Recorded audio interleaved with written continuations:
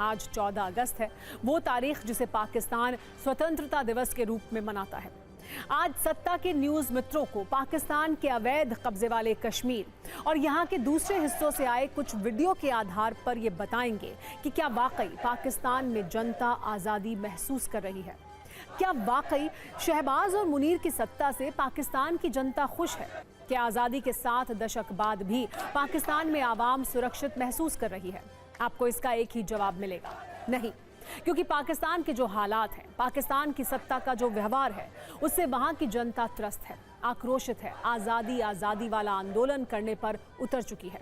PoK के लोग सड़कों पर उतरकर सरेआम पाकिस्तान की सेना और सेना प्रमुख के लिए अपशब्द कह रहे हैं। अमेरिका और यूरोपीय देशों में जाकर ज्ञान देने वाले आसिम मुनीर को ये वीडियो जरूर देखना चाहिए। मुनीर को ये समझना चाहिए कि जो लोग उनके खिलाफ नारे लगा रहे हैं, वो कैसे पाकिस्तान के अत्याचार से परेशान हैं। पाकिस्तान की पूरी सत्ता को आज पीओके के लोगों के आक्रोश को जरूर सुनना चाहिए। पाकिस्तान में स्वतंत्रता दिवस पर पीओके में अपशब्दों की तूफानी हवाएं चल रही हैं। इसका असर लाहौर से इस्लामाबाद तक देखने को मिल रहा है। पीओके में शहबाज की सत्ता और मुनीर आर्मी के खिलाफ आज़ादी वाले नारे लग रहे हैं। आसान भाषा में समझिए तो पड़ोसी मुल्क में आज़ादी वाली क्रांति छिड़ चुकी है। पाकिस्तान के अवैध कब्जे वाले कश्मीर में रावलकोट में बड़ी संख्या में लोग सड़कों पर उतरे। ये प्रदर्शन पाकिस्तान की आर्मी के खिलाफ हो रहा है। सड़कों पर उतरे प्रदर्शनकारियों ने पाकिस्तान के सेना चीफ आसिम मुनीर पर अमेरिका के इशारे पर काम करने का आरोप लगाया। इस प्रदर्शन को लेकर 14 अगस्त पाकिस्तान में ट्रेंड कर रहा है। लोग ये कह रहे हैं कि पाकिस्तान में आज़ादी दिवस मनाया जा रहा है।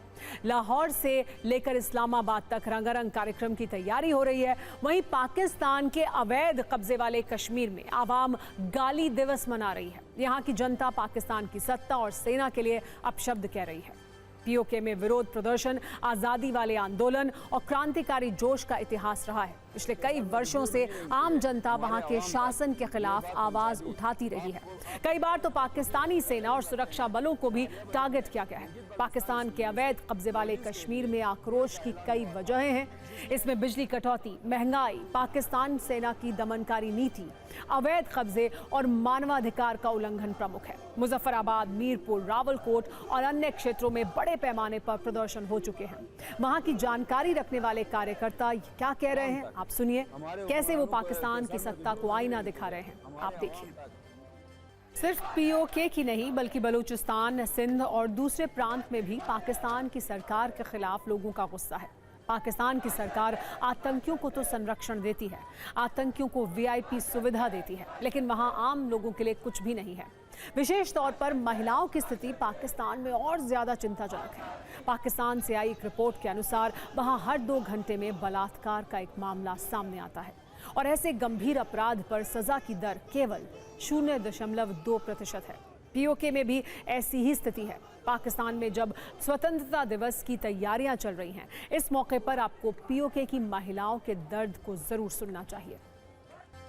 आज सिर्फ पीओके ही नहीं बल्कि पाकिस्तान के कई शहरों से ऐसी तस्वीरें आई जिसमें लोग अपने ही मुल्क के खिलाफ नारेबाजी करते हुए दिखाई दिए। पाकिस्तान के बाजौर में लोगों ने काले झंडे लहराते हुए अपने ही देश को आज़ादी दिवस का विरोध किया।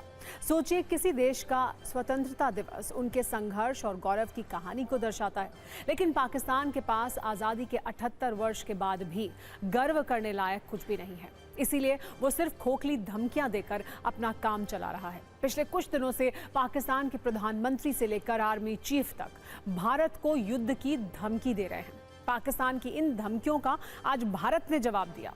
ऐसा जवाब जिसे शहबाज और मुनीर को हमेशा के लिए अपने दिमाग में बैठा लेना चाहिए। विदेश मंत्रालय के प्रवक्ता ने कह दिया कि पाकिस्तान को अपनी इस बयानबाजी पर संयम रखना होगा, वरना किसी भी दुस्साहस के वैसे ही दर्दनाक परिणाम झेलने होंगे जैसे कुछ दिन पहले ऑपरेशन सिंदूर के दौरान देखने को मिले। पहले आप पाकिस्तान को भारत का ये पूरा जवाब सुनिए, फिर भारतीय सेना के शौर्य और पाकिस्तान के रॉकेट फोर्स वाले सपने पर सत्ता की कुंजी आपको दिखाएंगे।